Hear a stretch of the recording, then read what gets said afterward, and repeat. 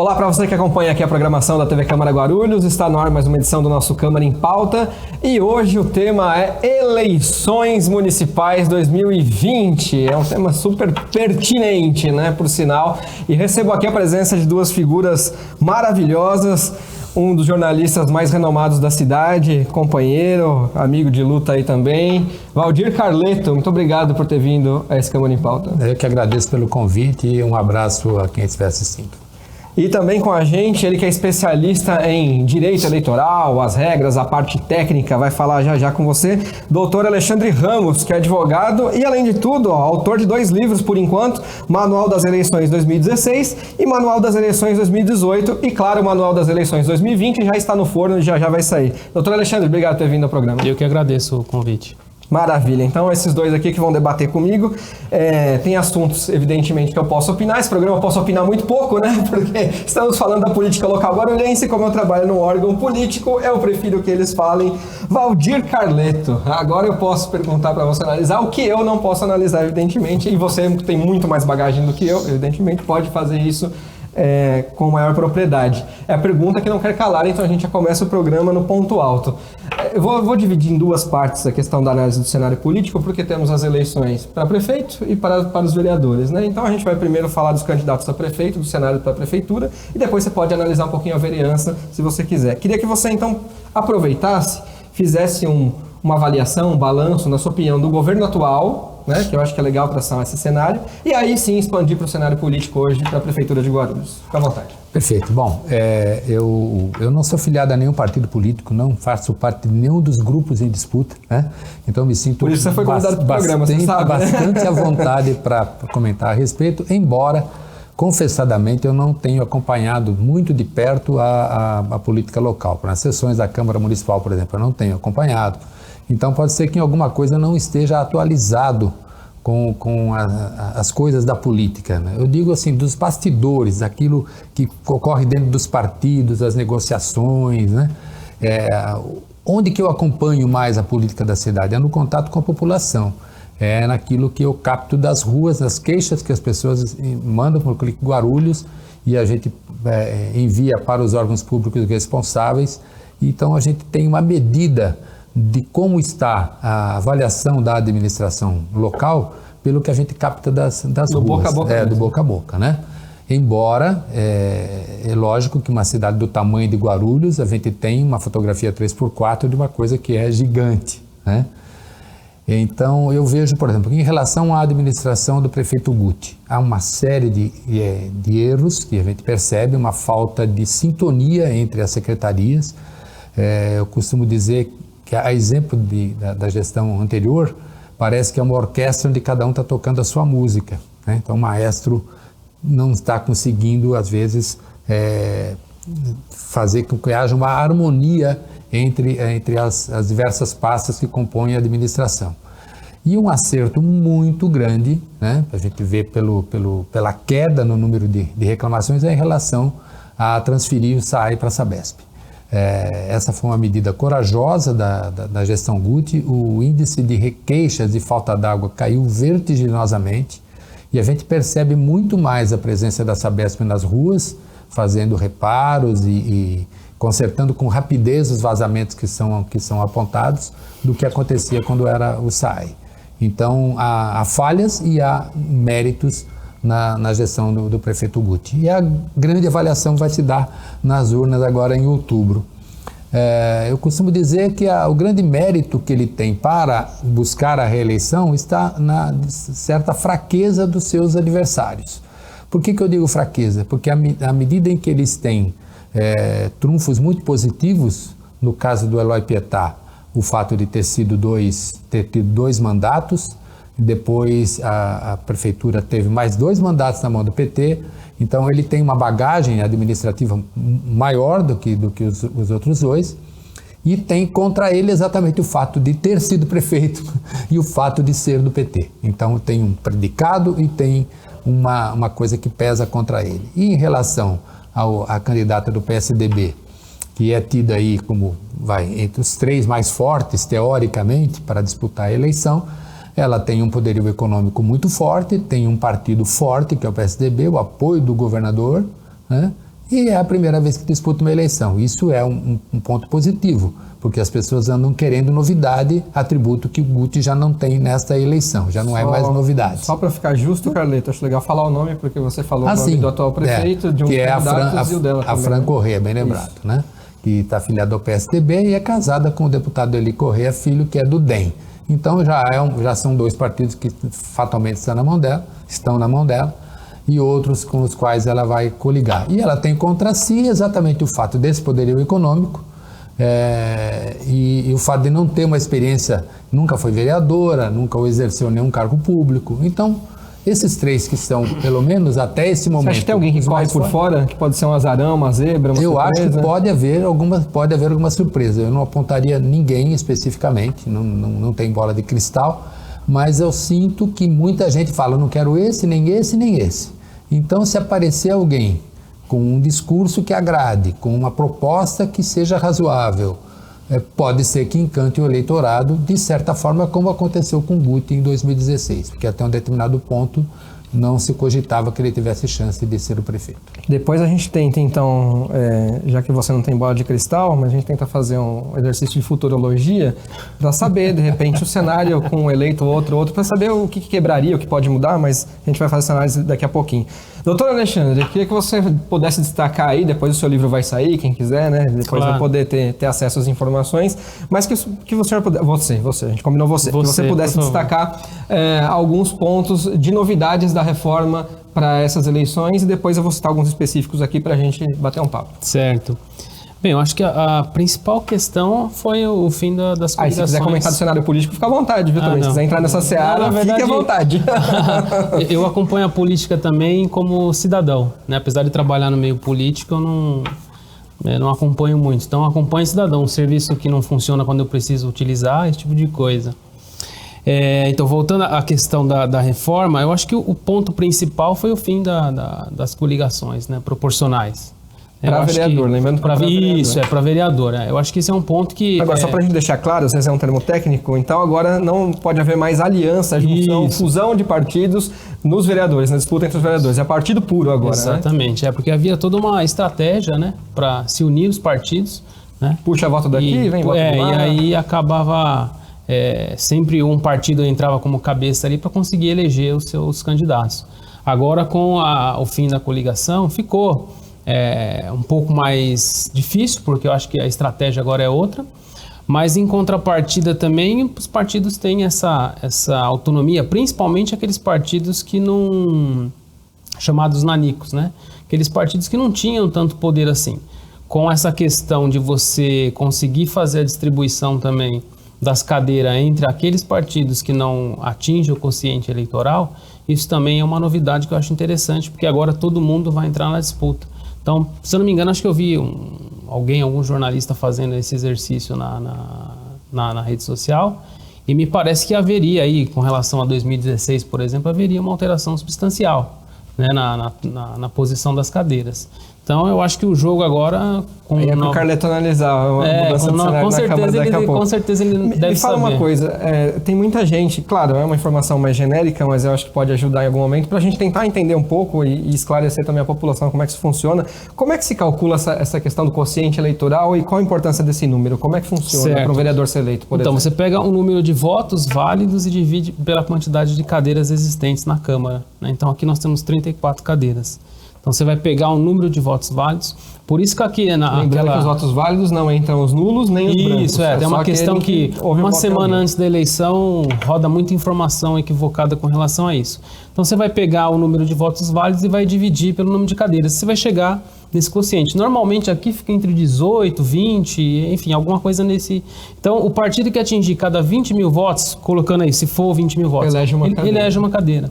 E aí dentro do partido, aquele mais votado... Aquele mais votado, desde que ele tenha 10% desse quociente, né? No caso de 20 mil votos, ele teria que ter pelo menos 2 mil votos para ele conseguir entrar. Então, assim, há toda essa estratégia, e aí os dirigentes partidários ficam atentos a isso para que eles consigam ocupar o máximo de cadeiras possível. Maravilha. Depois a gente vai falar também de gasto para campanha, limite, tem mais algumas coisas. Claro. Tem um monte de coisa aqui. O programa é super curto, eu já preciso, inclusive, encerrar o primeiro bloco. Mas só queria uma opinião rápida sua e do Carleto. Bem rápido mesmo. Claro. Do Carleto. Você acha que as pessoas votam na pessoa ou no partido? Porque agora eu acho que isso vai ganhar uma importância maior com esse fim de coligação, né? Na pessoa, na minha opinião. No que a pessoa faz, em vez do partido. Não digo no que a pessoa faz, mas eu acho que a proximidade. As pessoas ainda, eu acho que o eleitor ainda, eu acho que o eleitor aqui ele é muito imaturo ainda com relação à escolha do voto. Aqui em Guarulhos? Não, acho que no Brasil no geral, né? Então o eleitor ele se preocupa com aquele que vai resolver o problema dele. Né? Então, no fundo, o voto sempre acaba sendo meio egoísta, né? Não pensa na coletividade. Se você vai resolver meu problema, eu voto dentro. Mais ou menos. E você, Carleto, acho que... Eu acho que no caso municipal a pessoa pesa mais ainda do que no cenário nacional direto, do né? que o partido. Eu acredito que tem sim uma fatia do eleitorado que vota pelo partido e tem uma fatia do eleitorado que exclui pelo partido. Ou seja, a mais... Eu votaria nessa bens. pessoa, mas não voto. Nesse partido eu não voto de jeito nenhum. Tem muita gente que faz isso. Faz parte, é um baita exercício aí pra gente fazer depois essa questão da mudança do cenário dos vereadores quando você for analisar. A gente fala também de uma possível renovação na Câmara e passando um pouco mais de regras aqui, porque mudaram algumas coisas e a gente precisa entender bem e informar você da melhor maneira possível. Vamos fazer aquela pausa para nossa aguinha e voltamos já já.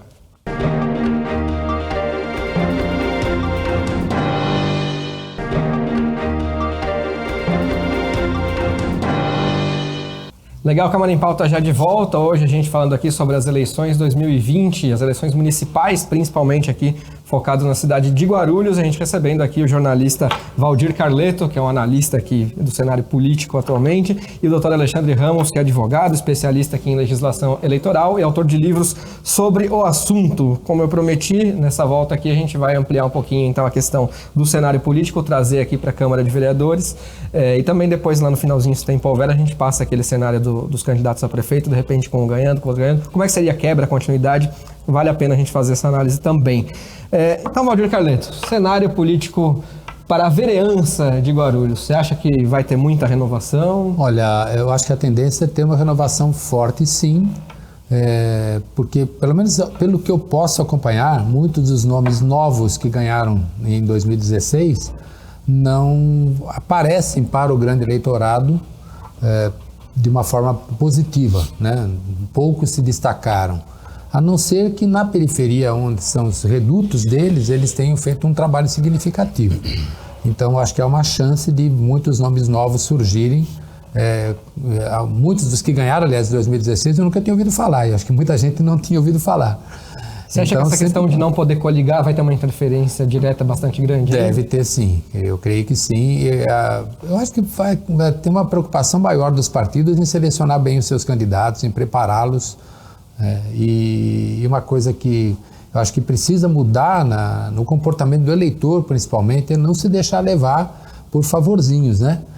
Distribuição de cesta básica, é aquele que me levou de ambulância no dia que eu precisei, é aquele que mandou fazer não sei o que na minha rua.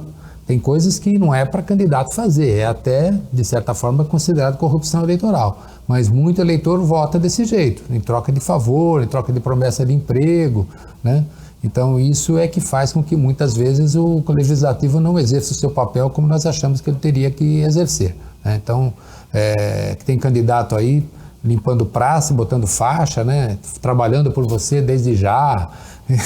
Isso não é papel do vereador, gente, né? Nós temos que tomar cuidado com isso. Vamos escolher bem para não termos que nos arrepender. Algo que pelo menos eu posso contribuir, embora não possa opinar, mas o eleitor ele precisa ganhar essa consciência, acho que nisso você está certo, de tentar pelo menos exercitar isso ano a ano, eleição a eleição, de pensar no todo, né, no coletivo. E lembrar, isso é uma coisa muito importante, que a gente trabalha na Câmara aqui, agora tem conhecimento técnico, né, para falar do assunto, de como os projetos de lei são feitos e votados, lembrar que vereador não tem como fazer um projeto que envolva, por exemplo, orçamento. Ele não pode fazer um projeto que seja do executivo. Então, não é ele diretamente que vai mandar asfaltar a sua rua, não é ele diretamente que vai poder abrir um posto de saúde, que vai conseguir uma vaga em escola, vai prometer algum tipo de obra. O vereador não tem esse papel, ele não pode fazer isso. Essas questões cabem ao executivo. Claro, a boa relação que o vereador tem com o prefeito pode ajudar com que ele consiga isso de uma maneira mais fácil, com que o prefeito faça isso de uma maneira mais fácil. Mas o vereador, por si só, ele não tem a menor condição de prometer isso e fazer isso, porque não cabe ao legislativo. O grande papel do vereador é fiscalizar, já diria o nosso vereador aqui da Câmara, decano, é fiscalizar e legislar. Então ele tem por obrigação fazer as leis e a fiscalização da aplicação das leis pelo Executivo. Ele não pode prometer obra, escola, creche, hospital, nada disso, tá? Então fique muito bem atento com relação a isso para essas eleições. Falando dos favorzinhos, doutor Alexandre, acho que aí é um gancho para você falar, né? O que pode e o que não pode na campanha com relação a esse tipo de coisa, distribuir brinde, favorzinho, pode ou não pode, a partir de quando não pode mais, ou nunca pode? Então, na verdade, isso acontece muito, né? Acho que nesse período de pré-campanha, né, que a gente chama, muitos pré-candidatos já têm utilizado esse tipo de artifício para poder meio que amarrar o eleitor, né?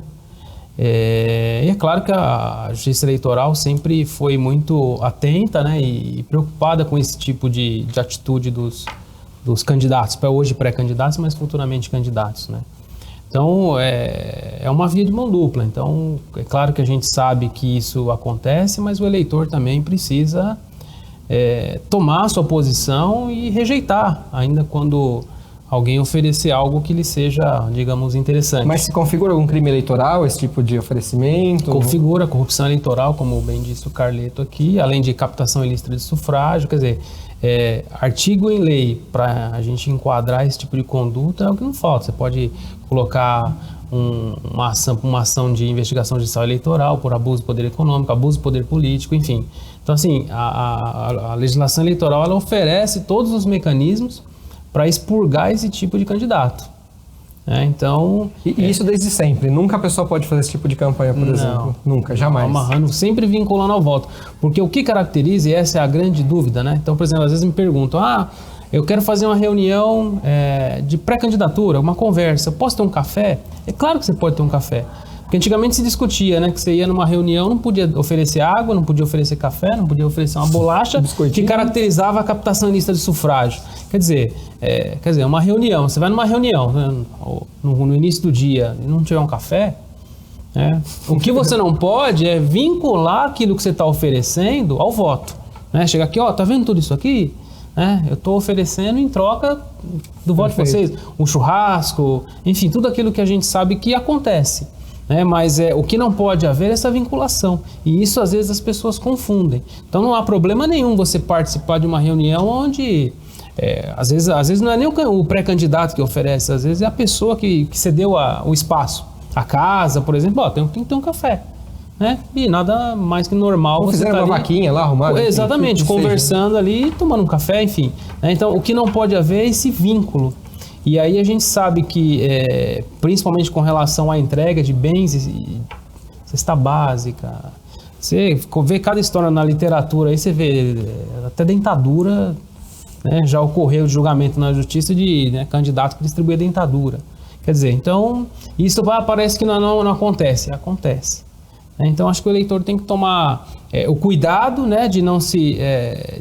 de ficar exposto a esse tipo de pré-candidato ou candidato futuramente, mas também, quando souber também, informar a Justiça Eleitoral, o Ministério Público também está aí para fiscalizar, para que isso pare de ocorrer. Dá para denunciar, então? Tem um canal de denúncia? Dá para denunciar, tem o próprio site da Justiça Eleitoral recebe denúncia online, o Ministério Público Eleitoral também recebe denúncias, enfim. Os próprios partidos, né, os partidos adversários também, claro, quando tem o seu interesse, também podem fazer com que essa denúncia chegue até a Justiça Eleitoral. Então, assim, mecanismos a gente tem. Agora precisa também que o eleitor esteja interessado em fazer essa movimentação. Algo que também é popular, fiquem atentos, porque vamos tentar eliminar o câncer da política, né? Essas coisas são cancerígenas, é bom que a gente tente eliminar.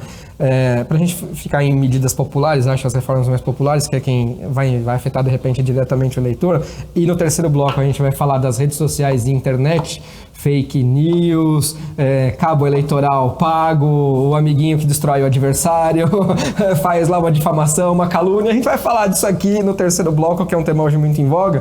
Mas para falar um pouquinho de propaganda de rua, o que pode fazer na rua, o que não pode?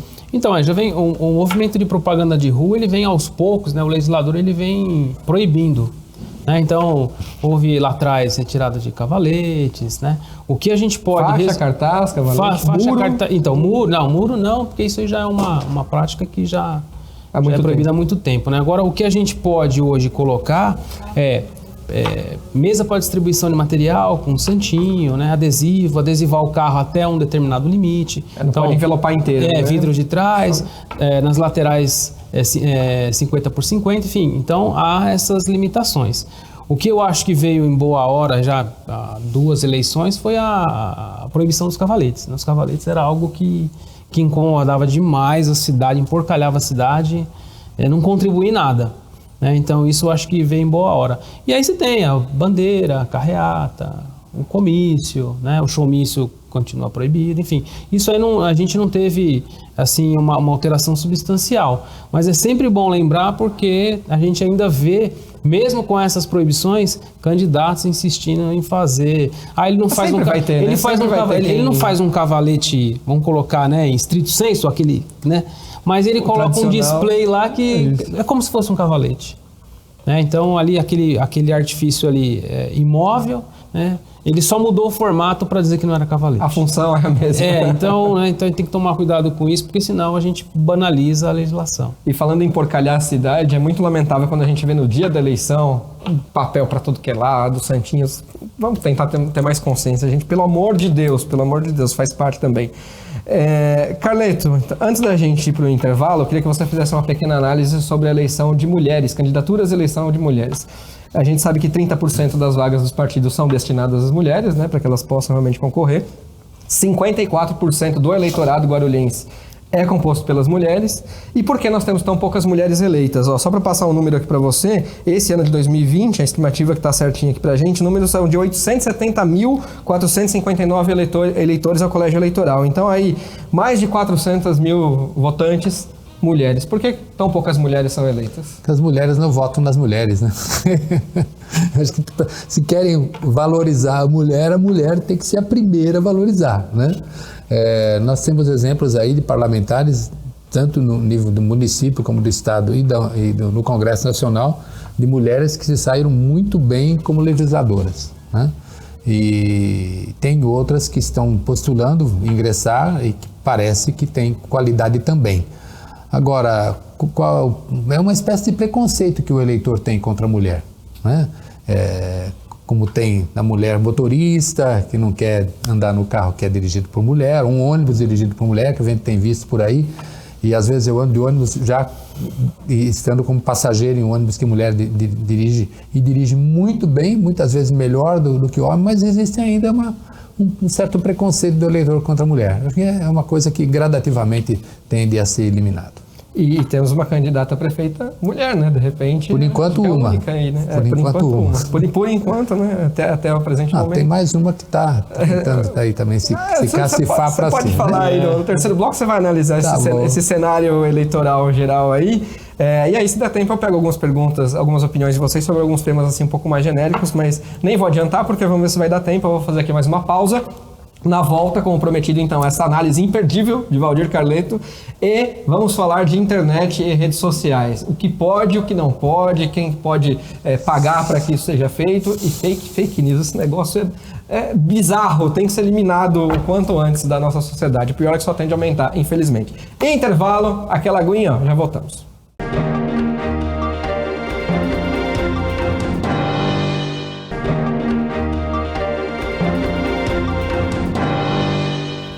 Câmara em Pauta já de volta, então, hoje a gente falando aqui sobre eleições municipais 2020, voltadas aqui para a cidade de Guarulhos, evidentemente, e hoje recebendo aqui Valdir Carleto, jornalista aqui e analista político da cidade, e o doutor Alexandre Ramos, que é advogado e especialista em legislação eleitoral. Então a gente está trazendo para você a parte técnica e a parte opinativa analítica.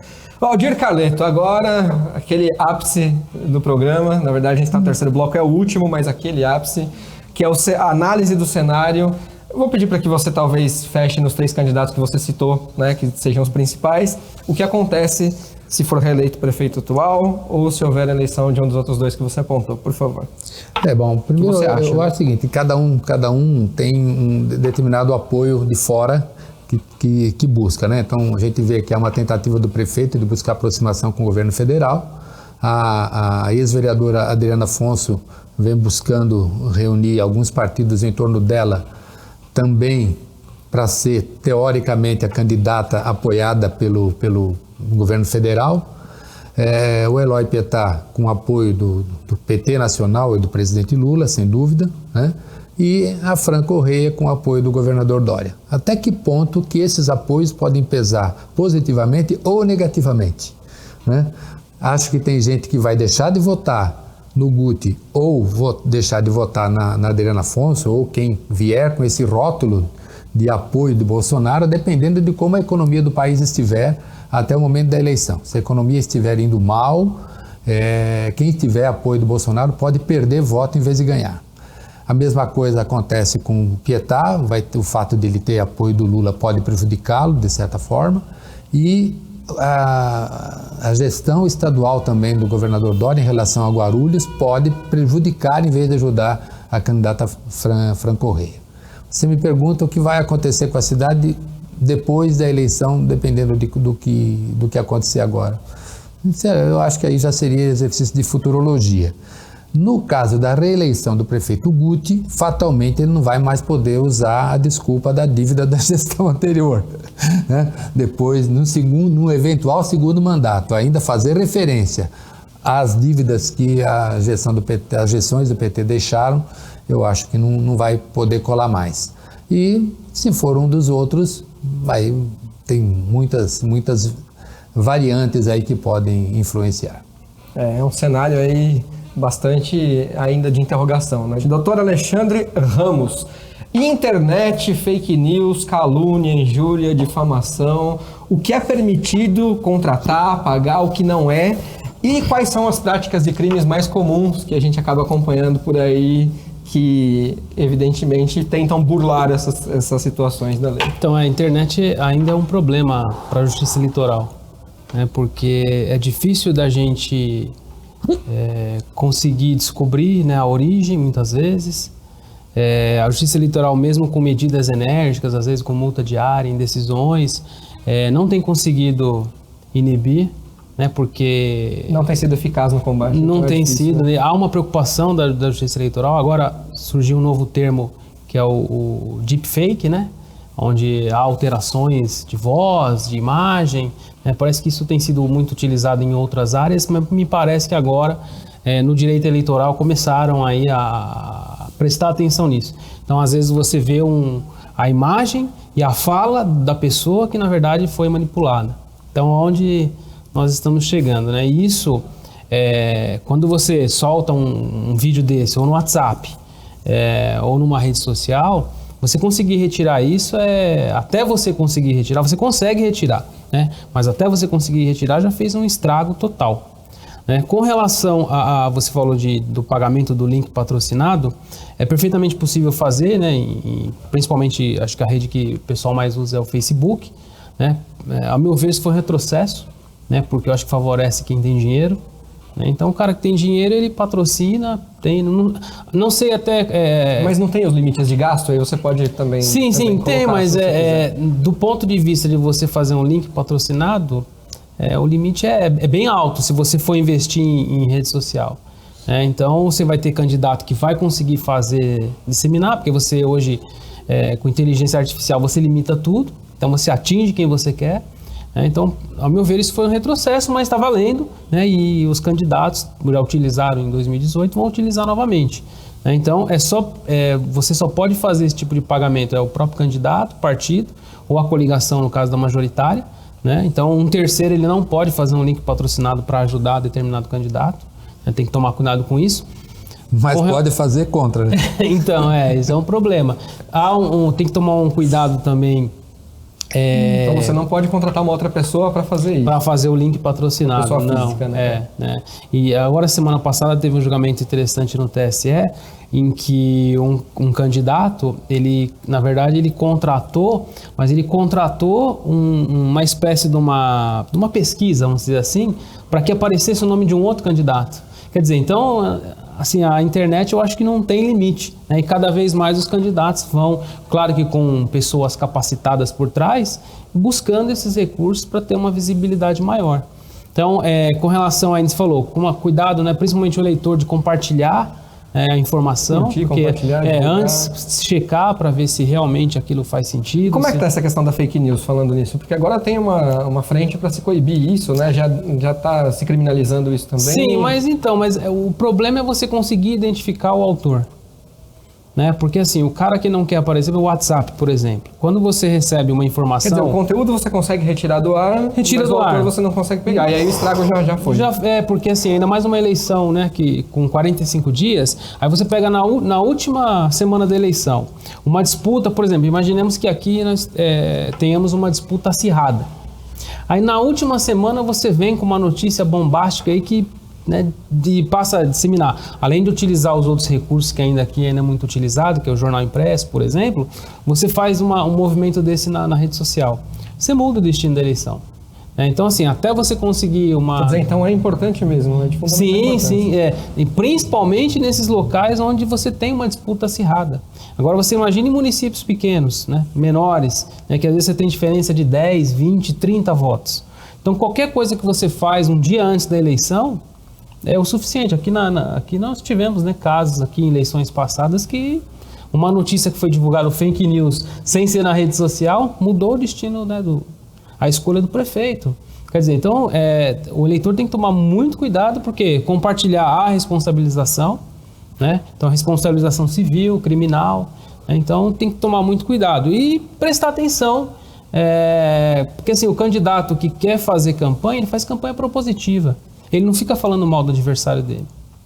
Então, acho que o candidato ele tem que se preocupar com isso e o eleitor tem que estar atento a isso. Então, por que o cara que quer ficar expondo o defeito do outro é porque não tem qualidade para expor.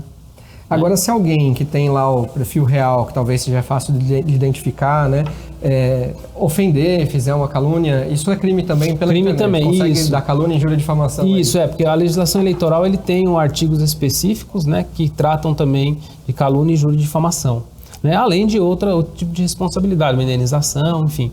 Mas a legislação eleitoral tem artigos específicos que tratam desse caso. Então, porque hoje me parece que todo mundo acha que pode falar tudo na rede social. Então, tem que tomar... As pessoas têm que começar a tomar esse cuidado. certo... É bom que já estejam criminalizando, as pessoas já comecem a ser punidas. A gente tem visto, né, combates não só no sentido eleitoral, mas quando vazam fotos íntimas de alguém, já consegue se identificar alguns autores e essas pessoas estão sendo punidas para tentar evitar esses crimes de internet. E até nesses casos, você vê, né, a gente está passando um momento complicado, né, no mundo, e ainda assim você vê notícias, né, pessoas divulgando notícias falsas em tudo que é lugar, né? Quer dizer, então falta um pouco de consciência também. O que é triste demais para nós jornalistas, né, Carleto? Ver fake news é um negócio triste, né? Muito triste. É muito complicado, olha, é de doer o coração, assim, dá uma dor no coração, infelizmente. E a gente sabe que tem, todas as pessoas tentam burlar isso. Carleto, para a gente encerrar aqui, já encaminhar ao final, queria fazer uma pergunta um pouquinho mais opinativa, que é uma coisa que as pessoas perguntam muito ou reclamam muito, e sempre tem a corrente do sim, a corrente do não, que é a confiabilidade da urna eletrônica. O que você acha da urna eletrônica? Muita gente ainda é contra, fala, não, isso aqui é facilmente alterável, fraudável, e não, o papel é que é pior, e o que você acha? Eu confio na urna eletrônica, acho que há mecanismos para checar os resultados. Cada partido tem acesso ao mapa de cada sessão eleitoral para poder fazer a somatória e checar se a somatória de cada urna representou aquele total. Eu confio na urna eletrônica. E uma coisa que eu acho que muita gente fala, eu não voto em mais ninguém. Esse que diz que não vota em mais ninguém está votando indiretamente nos que têm mais poder para ganhar. Então, eu acho que tem que votar com critério, analisar cada candidato, né, para um cargo ou para outro, mas votar. Não abra mão, porque numa medida que você abre mão, quanto mais votos brancos e nulos houver, vai diminuir o quociente, você vai estar ajudando a eleger alguém. Alguém será eleito independentemente de você anular ou deixar em branco. Então, exerça a sua cidadania votando com critério, mas escolhendo bem. Carleto, considerações finais. Fica à vontade. Basicamente é isso que eu queria deixar como consideração final e agradeço pela oportunidade de aqui estar e desejo o melhor para a cidade. Maravilha. Seja quem for que ganhe, que seja alguém que vote, que exerça com dignidade pelo coletivo o seu mandato. que honre o papel a que lhe cabe, né, quando eleito. Doutor Alexandre Ramos, muito obrigado. Eu que agradeço. Considerações finais aí, fica à vontade. Claro, só acho que alertar mesmo o eleitor, né, da importância dessa participação que o Carleto falou. E eu acho que é isso, assim, eu acho que o eleitor está atento, né, a esse tipo de comportamento, para que ele escolha, ele participe desse processo democrático. Eu acho que mais do que falar sobre legislação, aqui cabe a nós, mais técnicos, né, que no momento do litígio lá que vai buscar a justiça, mas acho que o eleitor ele tem que estar preparado para fazer essa escolha correta e observar também o comportamento daqueles que pedem o seu voto, né? Então, acho que deixar esse alerta aí, acho que é mais importante do que a gente falar de aspectos técnicos. E que a gente tente cada vez mais amadurecer no processo eleitoral, né? Privilegiando realmente a democracia, evitando ao máximo vender o voto ou fazer aquele voto egoísta, porque depois que você faz esse voto e aí as coisas não acontecem, aí você vai acabar reclamando e vai achar que tudo tá ruim e tal, e no fundo a culpa é nossa mesmo, porque a gente tem a obrigação de ir lá na urna e fazer um voto inteligente, consciente. Pesquise sobre o seu candidato, vá atrás dele, vá saber o que ele já fez, o que ele deixou de fazer, venha até a Câmara, as sessões são abertas ao público. Nesse tempo de coronavírus a gente não sabe, né? Mas por enquanto estão abertas ao público, pode vir aqui. Eu sei que as últimas não tiveram presença de público, a última principalmente não teve presença de público, mas por conta dessa questão, enfim. Mas normalmente a galeria é aberta, então compareça, venha aqui, venha até o seu candidato, conheça o vereador, conheça a classe política da cidade. Vamos tentar amadurecer a nossa cabeça para o processo eleitoral para melhorar efetivamente, senão nunca vai sair da situação atual em que a gente está. Quero agradecer ao carinho da sua audiência, me despedir por aqui, convidar você a continuar na nossa programação, a gente se vê numa próxima oportunidade. E o nosso slogan final, você sabe, a gente normalmente termina nossas transmissões com TV Câmara Guarulhos, o canal da cidadania. Nessa, aproveitando tudo que foi discutido aqui, e acho que para incitar você também a fazer uma eleição consciente, vou terminar diferente. Então continue na nossa programação, nos vemos numa próxima. TV Câmara Guarulhos, aqui seu voto é válido. Tchau, gente.